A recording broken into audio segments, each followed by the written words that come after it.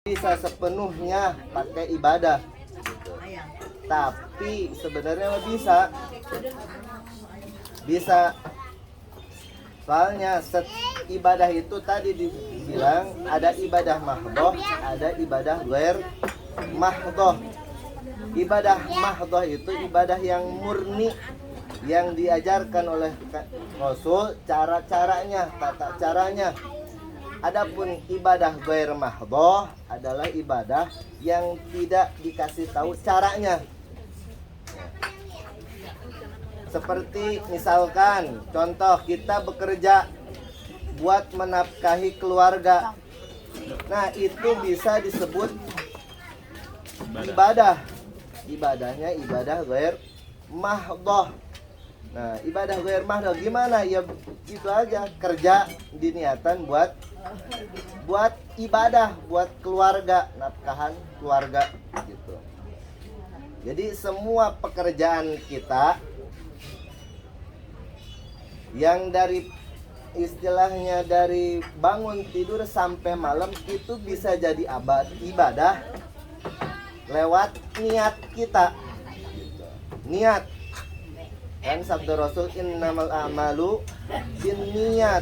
Nah, jadi niat kita perlu itu perlu diaplikasiin ke semua pekerjaan kita.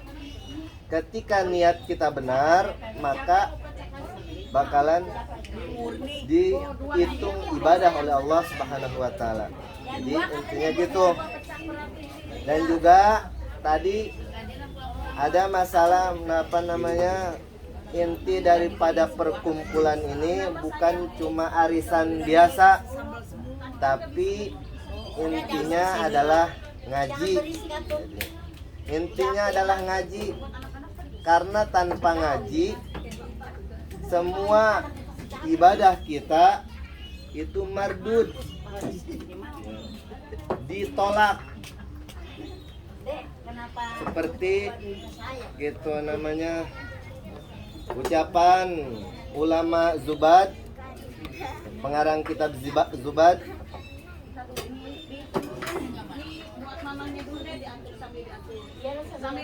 Apa namanya? Aduh, lupa. Setiap pekerjaan amal ibadah tanpa pakai ilmu itu ditolak, mardud. Tiap-tiap segala amal ibadah, mau sholat, puasa, apapun itu yang berbentuk ibadah tanpa ada ilmunya maka ditolak. Maka dari itu kita perlu ngaji.